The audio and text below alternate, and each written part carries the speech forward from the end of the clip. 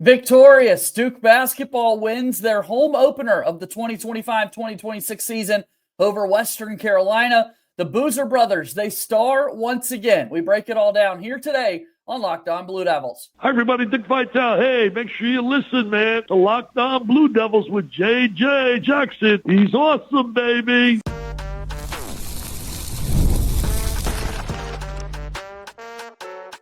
You are Locked On Blue Devils, your daily podcast on the Duke Blue Devils.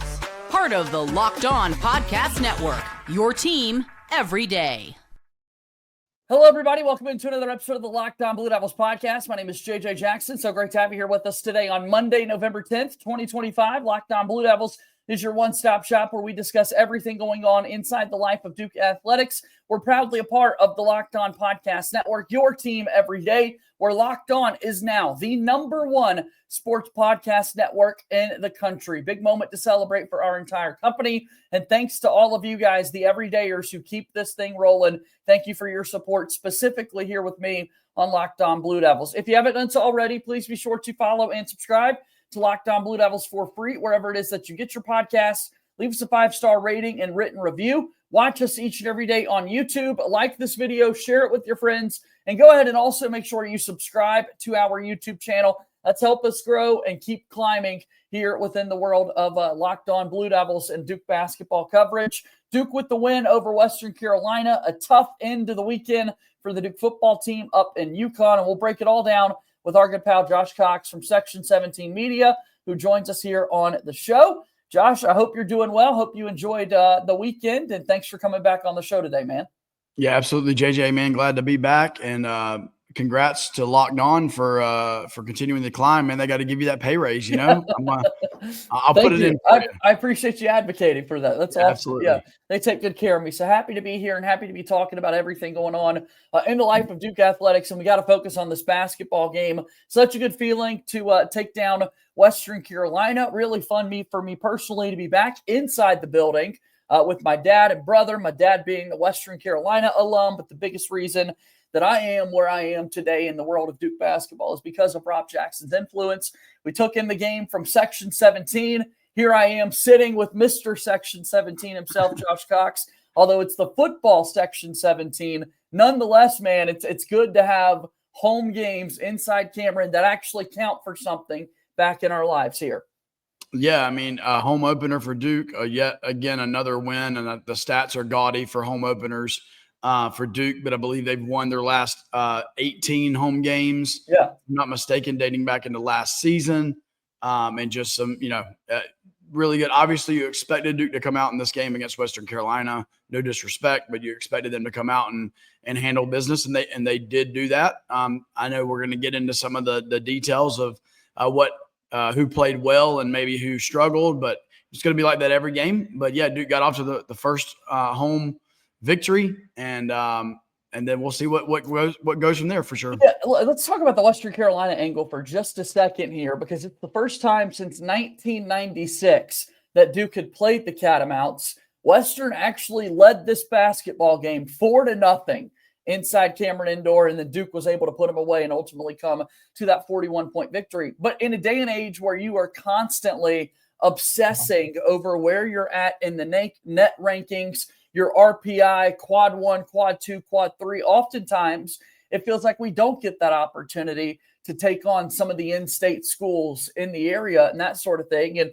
as North Carolina natives, man, you know so many people in your lives that have been to so many of these various schools. I understand that Duke is a global brand in that sense.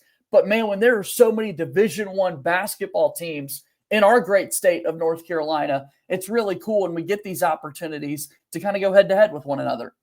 No, it absolutely is. And I believe Jon Scheyer and the Duke program earns the right now to play some of these schools. If you're going to schedule the rest of your non-conference so aggressively, you absolutely can.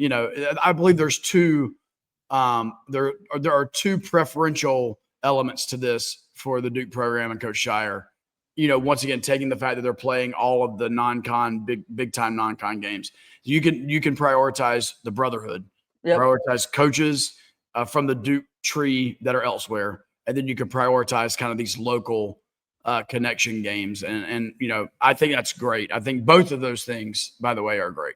Yeah, and that's kind of the mix of what this season is going to look like. We'll have the Brotherhood run when Duke takes on Howard and Niagara a little bit later. But again, for something that hadn't happened since 1996, it's kind of wild to think about. I mean, nearly 30 years since Western Carolina had been inside Cameron Indoor, and Duke picks up the win, 4-0 now all-time against the Catamounts. And a Duke basketball team that, like we said, Western was up 4-0 to start the game.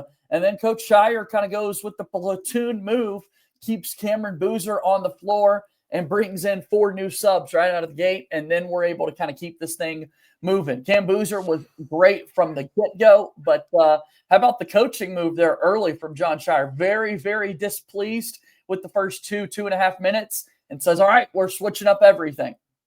No, it definitely was. I was watching that on my phone, actually, and so, it's kind of small, and I'm like, there goes a couple of guys to the table. There goes a couple more guys to the table, and I'm like, okay, all right. Yeah. He's about to send a message, and that's obviously, I believe it's actually a statement a little bit on, who the alpha on this team is, and it is Cayden Boozer. I mean, the fact that Coach Scheyer's like, hey, I got to make wholesale changes, except for that guy. Yeah, like he's 12, you staying stay in. in there. 12, you stay in. We'll pull the other 4. But it's what Duke needed. They needed that that kind of shot in the arm. And you're right, that kind of second crew came in and gave Duke what they needed. You got good outside shooting there from Kamenia hit 1 or 2, and then it was neat to see Cayden Boozer, be able to hit the outside shot as well during this game. But yeah, I thought it was great on Coach Scheyer's part. He's going to have a lot of flexibility in these non-conference games to be able to tinker with those lineups a little bit, and he definitely sent a message. Yeah, Cayden Boozer was back to his, what do we call it, the exhibition scoring self with 25 points. Instead of the measly 15 that he had against Texas with the double-double, 25 points for Cam. He was able to score inside, outside, got to the free throw line, was knocking those down. But it was his twin brother, Cayden Boozer, who was a big reason why Duke kind of got that spark early in the basketball game. Getting to see it in person, man, it's not just Cayden, because Caleb Foster had a degree of this later on and throughout the game. It is such a concerted effort right now early in the year from this Duke team to get that basketball and push tempo. So many times you'd see Duke getting up the floor and taking a shot within 10 seconds of the shot clock, and oftentimes really good looks that they were getting early. Yeah, I mean, and one of those specifically, we mentioned Nick Kamenia hitting a 3. It was from that. It was Cayden Boozer pushing the ball up the court and getting the ball to the corner. He was wide open. That was like within 5 seconds of getting. Yeah, it was very quick. That's a little bit of the modern basketball game. Trickling its way down into college basketball. You obviously saw this with like Golden State back in the day. You're seeing it definitely with like Boston and the way that they want to play. And I think it's no secret that like there's a little bit of a connection there with Boston and what Duke is doing. And so, yeah, I think it was that's really good. Analytics says that's what you should do. I know there's probably some old school basketball fans that are like cringing every time a shot goes up within 7 seconds of the shot clock, starting and all that stuff. But I mean, it is what it is. And Duke is going to be at the front of the ever evolving game of basketball when it comes to the style of play. If they're good looks, man, you're creating more possessions by doing this. And when you're scoring as efficiently and effectively as they are, you don't have to be too wise in the analytics department to understand, okay, this makes sense. We're going to get more possessions. We're going to score more points leading to more wins. I mean, it seems pretty simple. Yeah, it does. And it's like the polar opposite of what Tony Bennett coached UVA team, back in the day would do. And here's the deal. Obviously they were successful, but I would watch them play and I'm like, you held the ball the entire shot clock, gave up a couple of decent looks or lanes, all to get like Ty Jerome on a fadeaway 3 as the shot clock expires. Yeah. So it's like, I just didn't understand it. I understand like slowing the game down and limiting the possessions is a different philosophy of basketball and can win for sure. But obviously Duke is not going to be playing into that style of basketball. This will be a team that wants to push the tempo.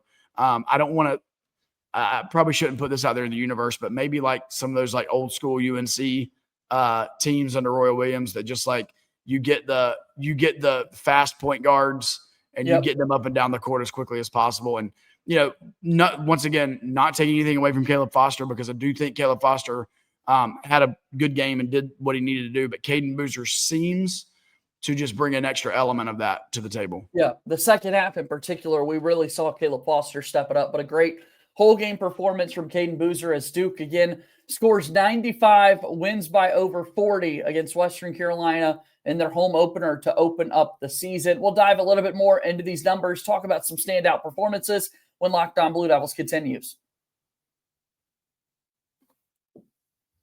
Locked On Blue Devils here today is brought to you by our friends over at Wayfair. The holiday season is right around the corner, and that means it's time to get your house ready. Whether you need more seating for guests, cozy new linens, or fun serveware for holiday hosting, Wayfair's Black Friday sale is here to help make your space shine. And the best part, you don't have to wait. Wayfair's Black Friday deals are happening all month long with up to 70% off everything from sofas to spatulas and so much more. I'm able to look at all of the things that they've got on their website, and hosting for family this holiday season is going to be incredible, knowing how much of a difference a few new touches can make. Wayfair makes that very, very easy. Don't miss out on early Black Friday deals. Head to wayfair.com now to shop Wayfair's Black Friday sale for up to 70% off. Wayfair, WAYFAIR.com. Sale ends December 7th. Wayfair, a proud sponsor of Locked On Blue Devils. Locked On Blue Devils here today. JJ Jackson alongside Josh Cox from Section 17 Media. Here we are going through the month of November. Thanksgiving will be here before we know it. Then the end of the year holidays that are coming. It is holiday season, man. It's kind of once Duke basketball comes back, people are trying to get more festive around the community and in the area. And it's a good time of year. Yeah, man. You can start your Mariah Carey Christmas music and watch some Duke basketball and some Duke football. It's that time of year. Doesn't get much better than that. Bring out a good playlist. That's debatable, JJ. That's debatable. Oh, that's awesome. All right. So as we talk about Duke once again and talking a little bit about the play of Cayden Boozer is where I want to focus right now, Josh. We mentioned the outlet pass up ahead to Nick Kamenya early in the sequence against Western Carolina. Cayden also had a lob to Malik Brown where he finished above the rim. Malik Brown was one of 4 players in double figures for Duke basketball, and we both were looking, first time he's ever scored double digits in a Duke uniform, but 7 rebounds for Cayden Boozer, 5 assists. Duke had over 50 rebounds as a team. And it was another one of those games, man, where it was just so clear the height advantage was there and totally in favor of Duke. It was a whole rebounding effort from everybody. Yeah, I mean, once again, that's a Coach Scheyer thing, right? The having the height across the 1 through 5. But listen, there's a reason why when you look at mock drafts for the NBA draft coming in the next season, why you see Cayden Boozer, teetering there in that first round. And it is because he has an element to his game that's going to translate up to the next level. See like Tyrese Proctor and how successful he's being in Cleveland. And Cayden is, especially as an 18-year-old, which would have been probably Proctor's second year because he came a year early, but seems to be a little bit physically stronger than Tyrese was. Rebounds, you mentioned he shot free throws well on Saturday. It was 5 for 7 from the line. He brings an element to the Duke to the team when he's on the court that no one else brings. And I'm very interested and intrigued to see his development throughout the year. I'm really interested to see, let's call it early February ACC grind. I'm interested to see the minute distribution. I think there are some potential lineups with Cayden Boozer and Caleb Foster in the game, just depending on what's going on. Duke has seen success in the past with kind of a 2 point guard look. You can go back to the 2015 national championship season. That was a 2 point guard kind of look. Yep. So I think there's a way to see that. You're going to have to really see Cayden Boozer. In my opinion, he's going to continue this rise, and then you're going to have to see Jon Scheyer really kind of figure out what he's going to do here, because Cayden Boozer deserves and is going to demand the minutes.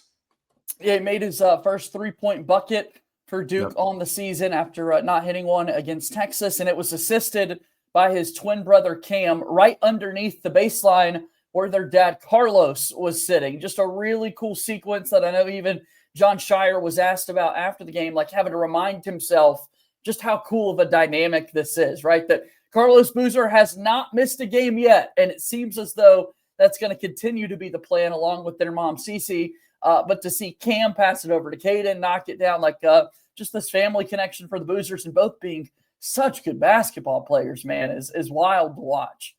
Well, you think back to when Carlos Boozer was probably being recruited by Kay and talking through like his, what he would see as his legacy and all these different things. I can promise you, in no world did Carlos think, I'm going to grow up and be a dad. I'm going to have twin boys that are like 5-star blue chip recruits.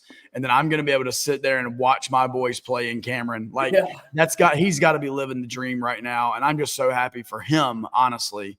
And that's showing my age, like I was a Carlos Boozer guy, but anyway, it's really cool. Back to the basketball part of that though, obviously the shooting the three is going to be the biggest jump that's needed in Cayden's game.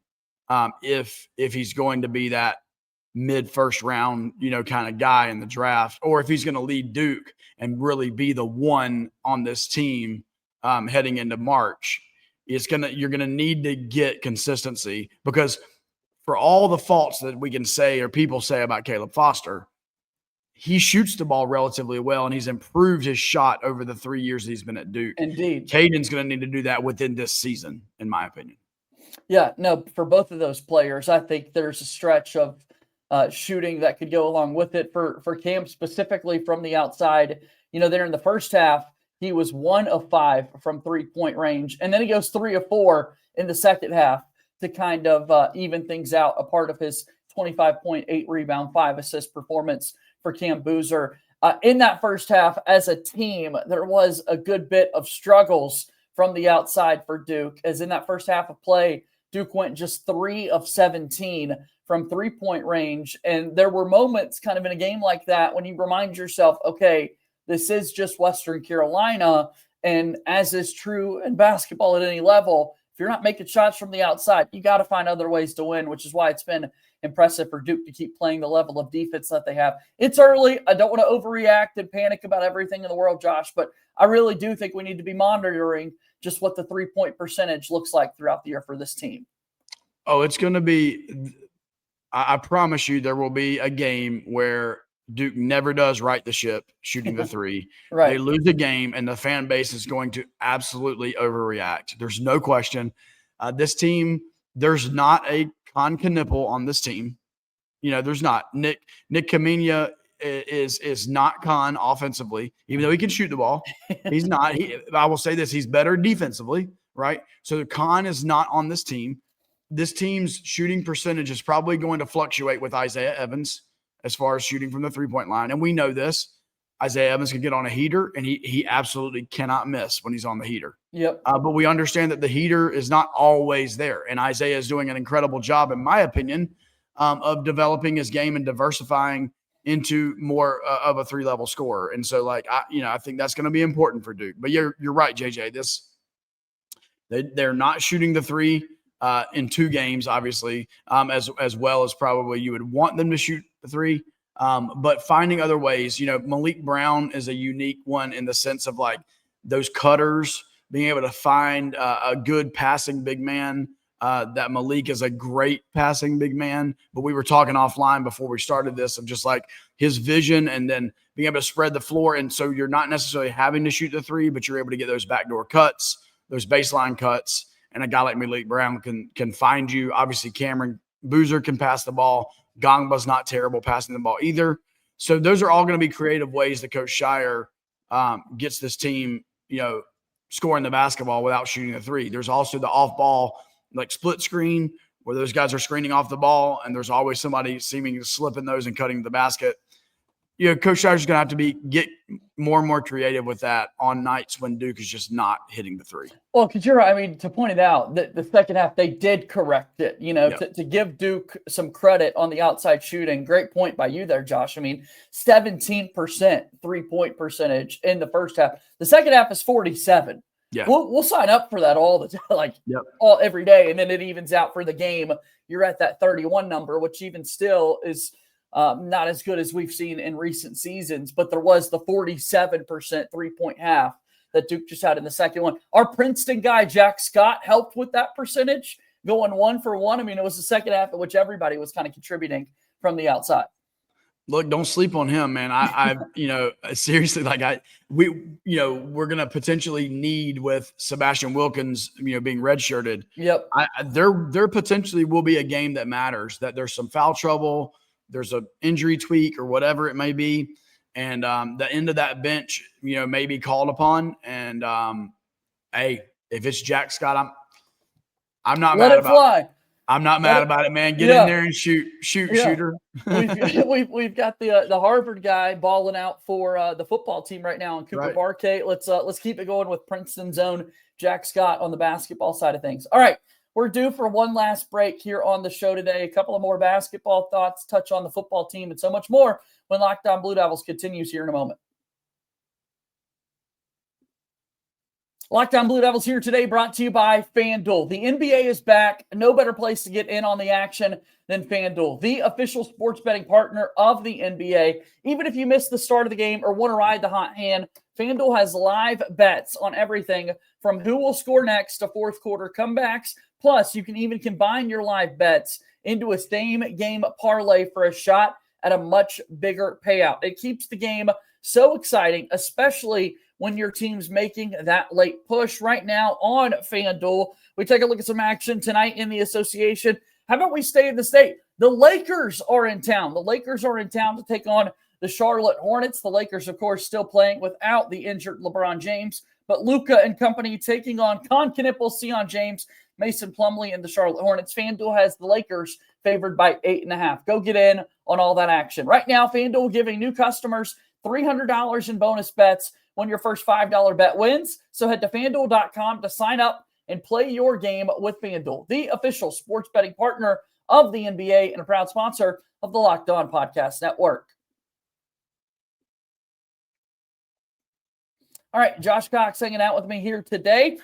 Before we move on to football, next up for the Duke basketball team is tomorrow's game on Veterans Day at Army. Be remiss if didn't get an opportunity for you to talk about this with me here. What a cool concept this is.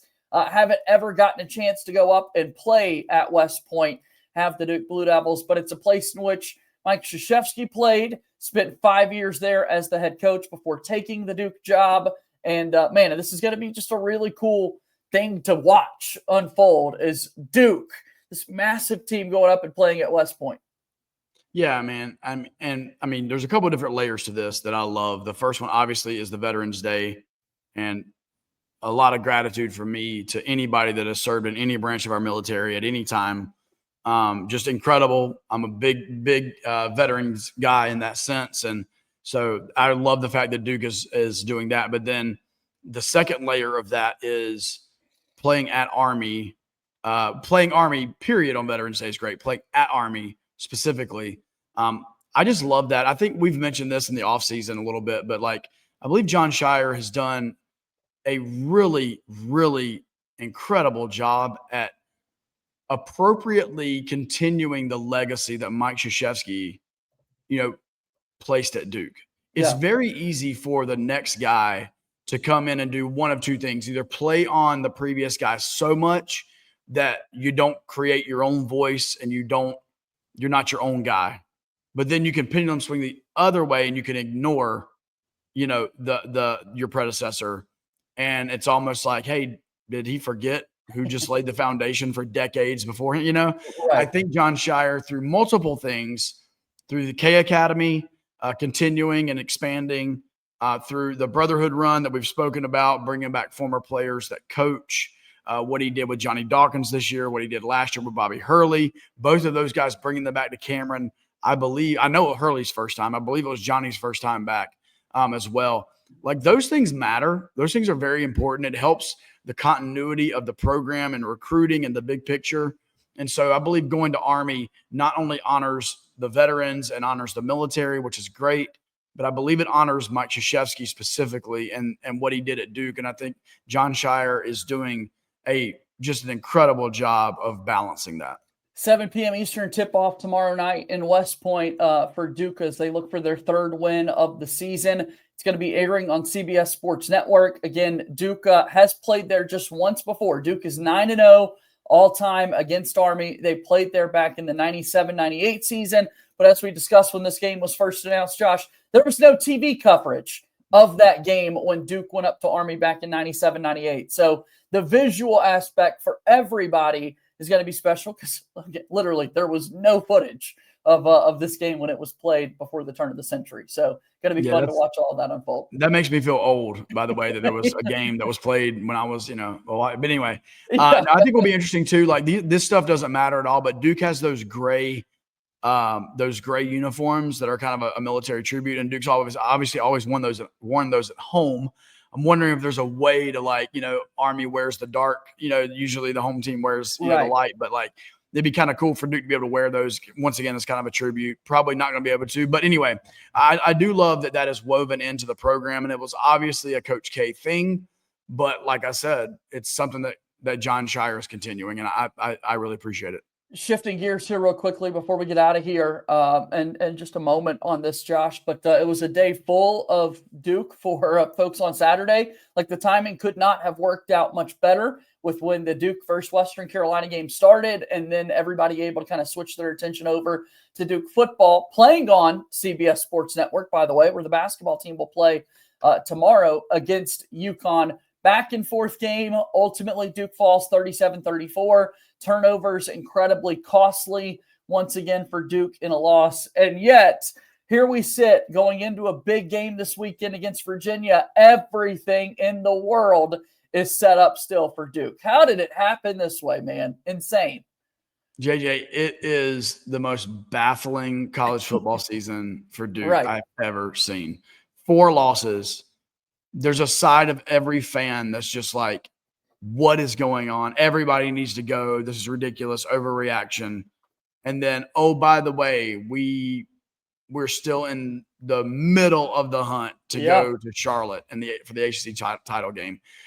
And so I don't even know what to make of it, JJ. I'll be honest with you. I don't know if this team is good or not. I have no idea. One week I'm like, yeah, this team is great. The next week I'm like, this team can't win. Like they can't win a football game. I'm not sure what's going on. And so trying not to overreact, it's very difficult not to overreact. But the truth is this, that somehow, some way, Duke lost up in East Hartford, embarrassing loss.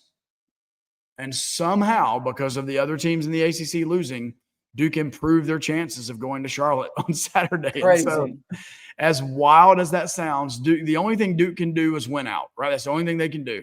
So if they beat Virginia, now that Virginia has one loss, thank you, Wake Forest, Virginia would then be out of the conversation. Duke would have skipped them. If they continue winning, they're going to need – I believe there's going to be a little bit of help needed. I believe there's like a Pittsburgh-type deal going on. I don't know. There's a lot of different things. There are too many teams in the equation. Yeah, there are. So obviously I think there's another couple of teams that play each other though that are going to knock one another out, which is like the Duke Virginia game coming up this Saturday is basically a play-in game for that. So whoever loses that game is no longer in the picture. So it's going to be interesting. There's going to be a lot of people at the game. It is employee day for Duke, and so Duke employees will be there. It should be a packed house, and I believe Duke fans are just which Duke team is going to show up. Which Duke team is going to show up, and can they score enough points to win the game? Because I do believe there's a sense that the defense is just not going to be there. It's not going to happen. So it's going to be, can the offense score enough points to win the game? I am confident in the Duke offense. We saw a little bit of struggles on Saturday from Darian Mensah for the first time all season. 3 turnovers, 2 picks, and a costly fumble, obviously, there at the end. And so can the offense bounce back? I believe the answer is yes. And we'll just have to see how many points Duke can limit Virginia to. It'll be an interesting one. Next weekend, Pitt plays Georgia Tech. Both those teams with 1 loss. So that'll kind of be an eliminator. And then next weekend also, SMU plays Louisville. Louisville picked up their second loss in ACC play, but SMU still with just 1 loss in the ACC. Last thought here is it's just so unfortunate once again where going into the season, and the last couple, to be honest. The college football conversation starts and ends with the SEC and the Big Ten.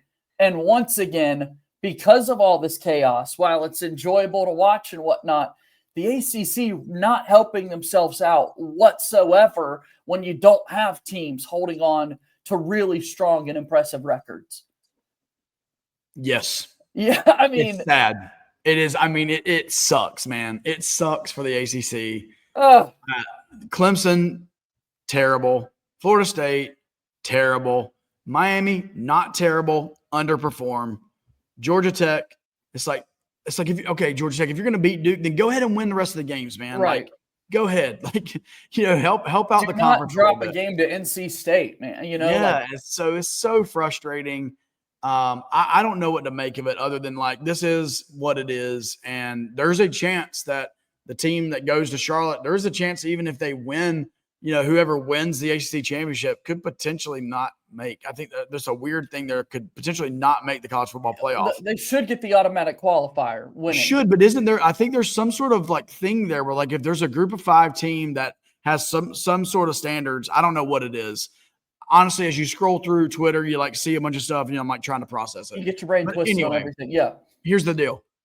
The cut and dry thing for Duke football, because that's who we're really talking about here. Right. You got to win every game. You have to win the rest of your games and then let the chips fall where they go.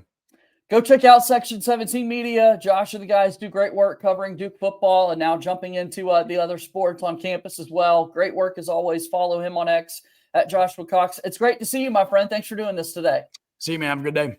All right, that's Josh Cox joining us here on today's episode of Locked On Blue Devils, and that's going to bring our show today to a close. Thank you again for your support. As always, be sure to follow us wherever it is that you get your podcast. Subscribe to our YouTube channel as well. Go Duke! I'll talk to you tomorrow. My name is JJ Jackson. Thank you and good day.